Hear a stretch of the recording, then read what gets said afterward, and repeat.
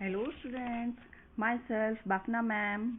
Now we will be taking the video of international economics, that is the importance and significance of international economics. Now let us see what are the importance and significance of international economics. As the world integrates into global village and economic transactions among countries increase rapidly, the study of international economics has assumed importance. Now, first point we will see what are the importance and significance of international economics. What happens when there is a what happens when there is an international trading?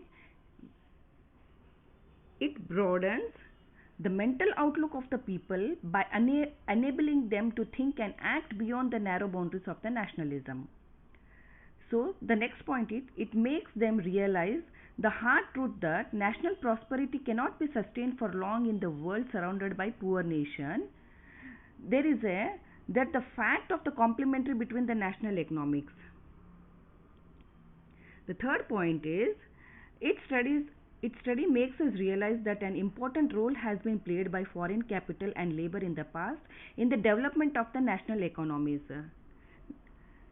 So, if developed nations of the world today would not have been so if there was no movement of production factor like labor and capital across national boundaries. Now, it is very clear that no nation is self-sufficient with regard to factor endowment. And if the nation has to exist and prosper, they have to act in the spiritual of give and take. So they have to act in give and take. The most important is significant is the study of international economics stresses the mutual interdependence between the nation. So again, the study of international economic causes the development of international outlook among the men.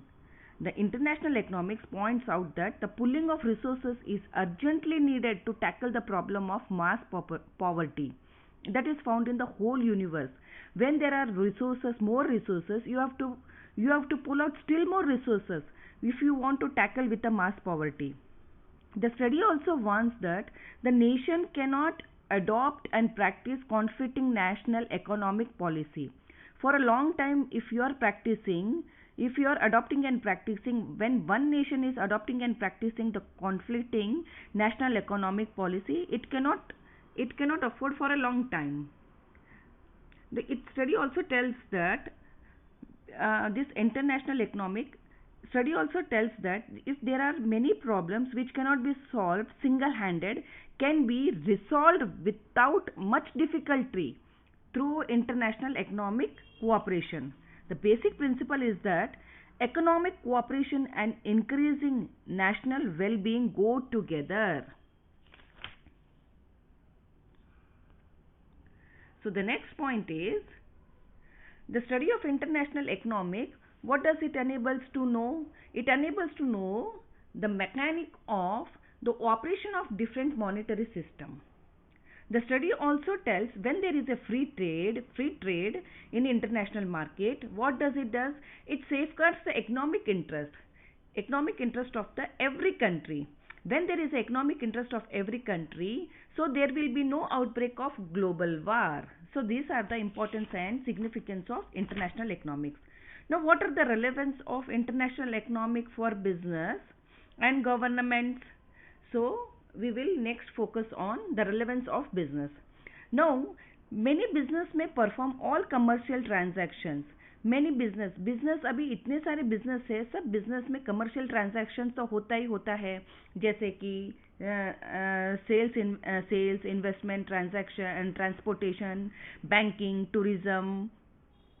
जैसे production होता है, production अभी abroad में करना पड़ता है तो there are banking transaction, tourism, फिर इंटेलेक्चुअल प्रॉपर्टी राइट ट्रांजैक्शन होता है, पेटेंट, कॉपीराइट, ट्रेडमार्क, वो तो सब होता ही है. कमर्शियल ट्रांजैक्शंस तो होता ही है बिजनेस करना है तो. So when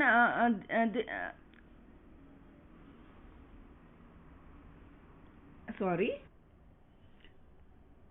I'm really very sorry. See, when business may perform when business has to be performed, all commercial transactions, sales, investment, and transportation internationally, have internationally uh, interna- sorry, I'm really very sorry. Okay. Business may perform all commercial transactions, sales, investment, and transport internationally because they have an international product, have their production base abroad, perform services such as banking, tourism internationally, or could even transact in intellectual property rights such as patent, copyright, and trademark globally. This is because they may use in international business several countries integrate. This is because they may use the infrastructure in one country, labor from another, and finance from yet another country. They may design the product in its headquarters, produce the product components in many different countries, and assemble the product in other country. So it may be decided to see the product in many countries. So, there is a complex necessity that a business acquire a global mindset and a deep understanding of international economies. So, when you are doing any business in international market, several countries, several restrictions may be imposed on the inflow and outflow of the goods, capital and technology. Many governments do not allow international business to enter their countries because of fear of dominance and competition. Dominance and competition. Government may impose trade block, tariffs, barriers, foreign exchange restriction to restrict the entry of foreign firm because they feel that it may be harmful to international business. Hence, the business need to be carefully understand, and hence the business need to be carefully understand the implication of such restrictions on their business. See, international business are sensitive in nature. If there is any change in political environment, economic policy, technology, there is a huge impact on it. So hence when you enter into a international market for the business, you have to spend erroneous time and resources to research all these things, then enter into the market. This business activity adopt accordingly to survive in foreign countries. So this is possible only when business understand the global economy. So this is the relevance of the business, relevance to the business. Now relevance to the government. We will see next point what is the relevance of the government in international market. See, when there is an international, since the subject matter of international economic relates to the problem associated with international economic relation between the countries, the government of all the countries have to thoroughly understand the issues. Till the government of all the countries don't understand the issues, concepts, and applications of economic principles, the economic development to improve the economic development. Now we will see the following areas of international economics are some of the most relevant for sovereign government across the world. Now what is the first point? Formation and implementation of trade policies. See, government has to often need to understand the theories and concept of international economics, like, terms of trade, patterns of trade, implement, how to formulate appropriate trade policies. So, several countries may choose to implement measures of protectionism like quotas, license, and tariff barriers to converse foreign exchange and correct trade patterns. So, this is the first formation and implementation of trade policies. Now, what is the second? Balance of payment.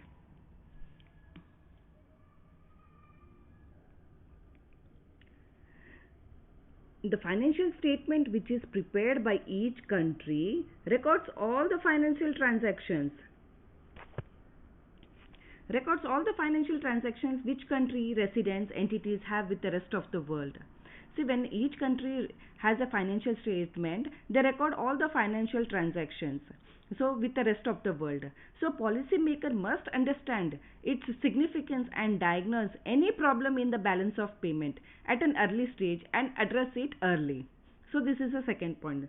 So, third point is coordination of international policy.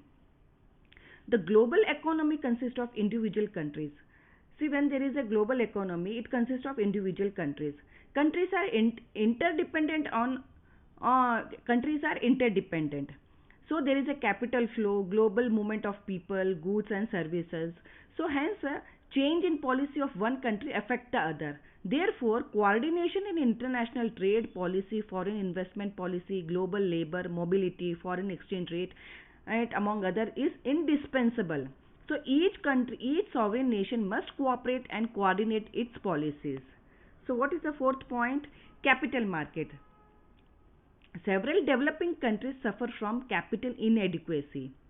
So when there is a foreign capital absorption, it helps to cover the capital gap and it accelerate economic growth and development in these countries. So the government therefore need to clearly understand the impacts the form of foreign capital it attracts. Now the fifth point is to prevent the risk of contagion. The meaning of contagion is example I can give you. There is a contagious disease, the disease that spread from one person to another person. That is the meaning. So in this international market, what is the meaning of contagion? It is a final crisis occurs in one country. If there is a final crisis occur in one country, it may spread to another. So countries in an integrated global economy are usually at a greater risk of contagion. When there is a recession in one country, when there is a when there is a crisis in one country, it spread to another country.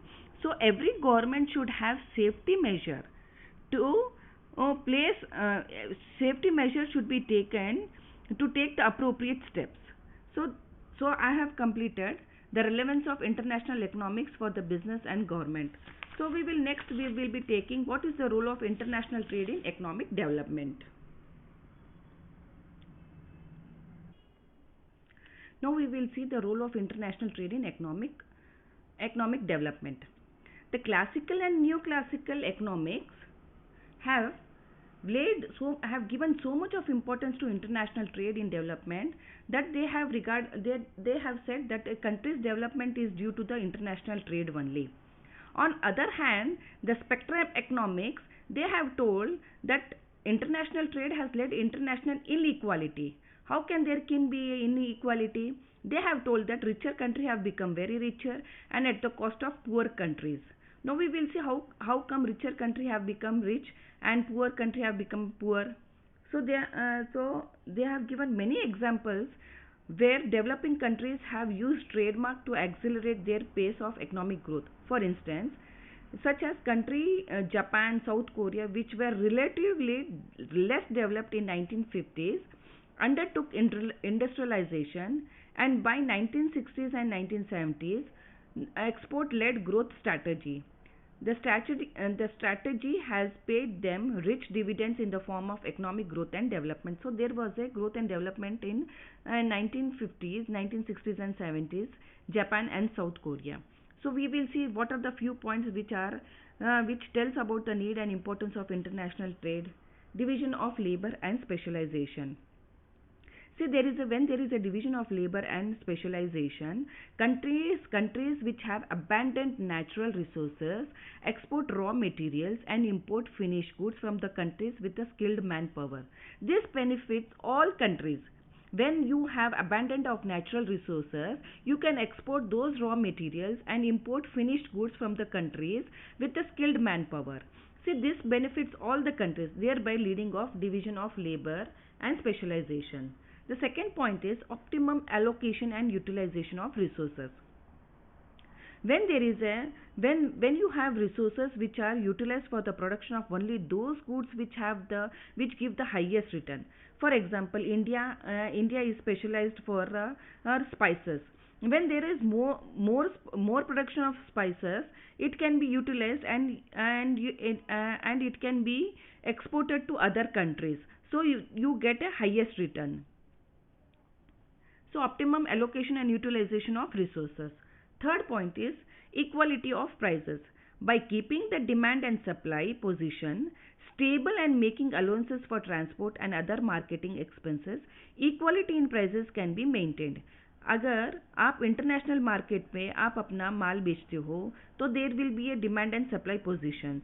You have to keep that demand and supply position stable. by seeing all these transportation charges, marketing expenses.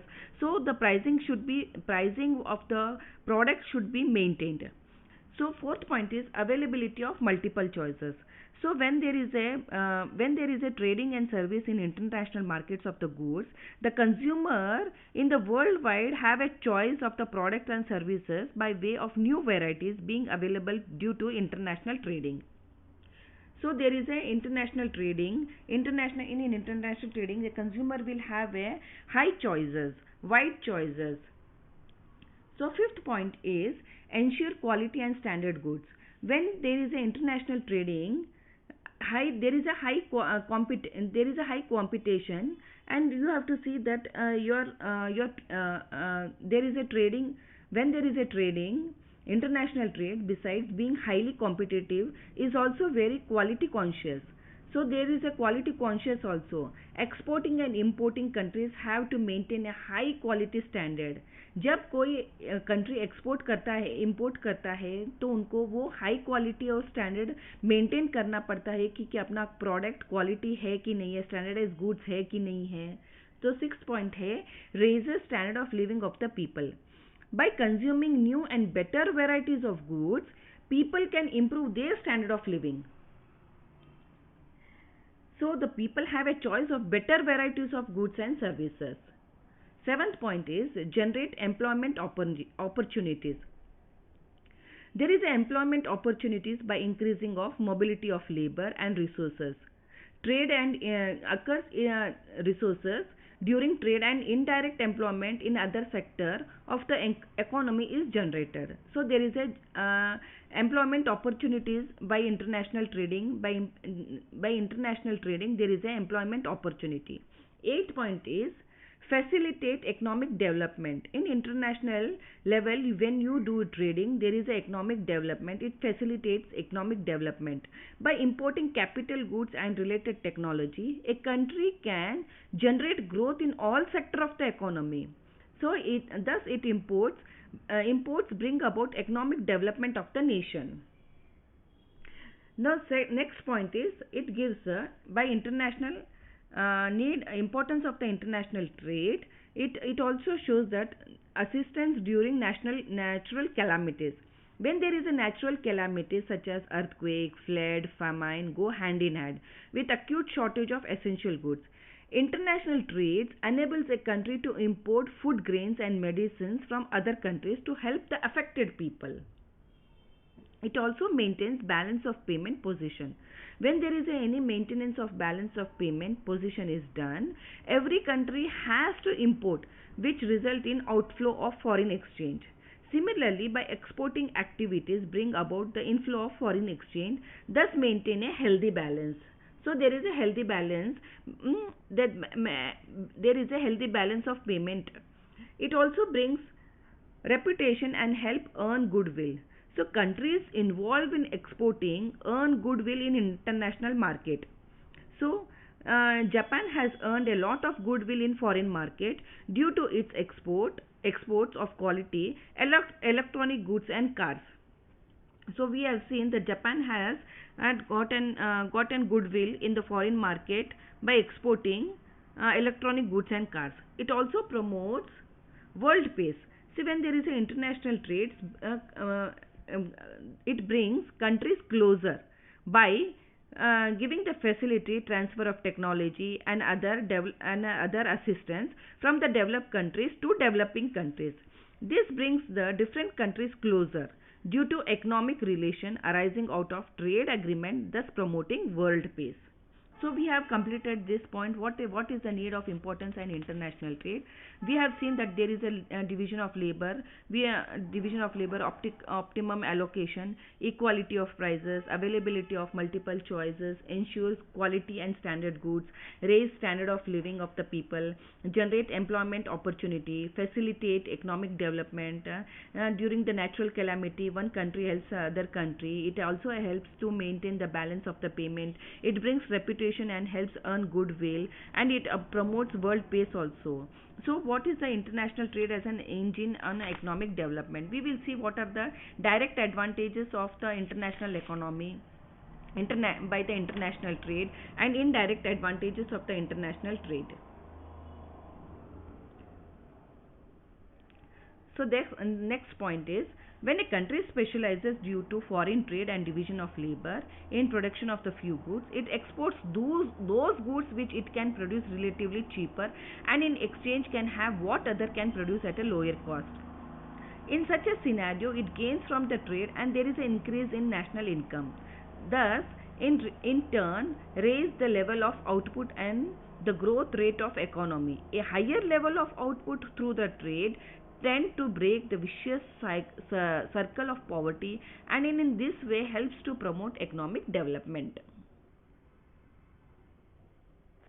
Here, what are the direct advantages? It has been told, when one country is specialized in any special goods, when there is a division of labor, so by division of labor, when it specializes and produce one good and product of one good, and if that production of that good, if that country exports that good in a cheaper to other country, and import those goods which are at a lower cost, so there is an increase. So what it happens, there is a gain from trade, there is an increase in national income. so अभी एक country जो एक एक चीज पे specialisation करता है, तो वो गुड्स दूसरे कंट्री को चीपर लेवल में बेच सकता है, और जो दूसरे कंट्री में जो लोअर कॉस्ट का जो गुड्स है प्रोड्यूस कर रहा है, वो अपने कंट्री में ये ला सकता है. तो उसमें क्या होता है, so there is a increase in national income. So there is that in turn raises the level of output and there is a growth rate of economy. So there is a जो vicious circle poverty की है वो अब break हो जाती है वहाँ पे. So the next point is, when there is a developing country is hampered by a small size of its domestic market, which fails to absorb sufficient volume of output of product which it can produce relatively cheaper. This forces the investment to be maintained at a low level. For instance, market in the countries such as South Korea are limited. However, foreign trade allows its companies to explore and access foreign markets to export its good. अभी south Korea में जो चीज़ें हो रही है वो limited market है, छोटी मार्केट है. जो डोमेस्टिक में एब्जॉर्ब होता है, जो डोमेस्टिक में खुद की कंट्री को जितना चाहिए उतना वो यूटिलाइज करते हैं. जो ज़्यादा प्रोडक्शन होता है तो वो फॉरेन मार्केट में आके बेच सकते हैं. तो they can explore those they can explore those goods to the foreign market. Similarly, what happens when there is a low per capita income and poor purchasing power, the size of the market is small. What it happens, international trade, it widens the market and increase the income and savings through more efficient resource allocation. Many developing countries specialize in the production of one or two staple goods. If the efforts are made to export them, they tend to widen the market. अभी India में staple goods है. if any staple goods यानी जो खाने पीने का जो सामान रहता है उसका प्रोडक्शन अगर होता है दूसरे कंट्री में, तो क्या होता है, it widens the market. International trade, it widens the market. So when it widens the market, what it happens when there is an international trade, this reduces underemployment, unemployment, increase in domestic savings and investment. There is a large inflow of factor input into expanding export sector and creates great backward and forward linkage with other sector of the economics. Abhi, the international trade also helps to transform subsistence sector into monetized sector by providing market for farm produce, thereby increasing the income and standard of living of the farmers. The international trade increase the income and standard of living of the farmers. The expansion of the market for both agriculture goods and industrial products result in several internal and external economies and helps reduce the cost of the production. So this is the direct advantages we have seen. Now we will see what are the indirect advantages. As pointed by Mill, Beside the direct gains, international trade also bestows on the country certain indirect and dynamic gains. There are check on inefficient monopoly. And what is check on inefficient monopolies? International trade fosters development by encouraging healthy competition. International trade में क्या होता है? There is a they fosters development by encouraging healthy competition होता है and checking inefficient monopolies. अगर international trade में rich country बहुत सारा प्रोडक्शन या सप्लाई ज़्यादा हो रहा है, सो उनकी मोनोपोली ना होके वो हेल्दी कंपटीशन देखते हैं कि भाई हेल्दी कंपटीशन हो. For development, it is essential to have healthy competition and check inefficient exploitative monopolies that are usually established on the pretext of infant industry protection. Infant industry protection.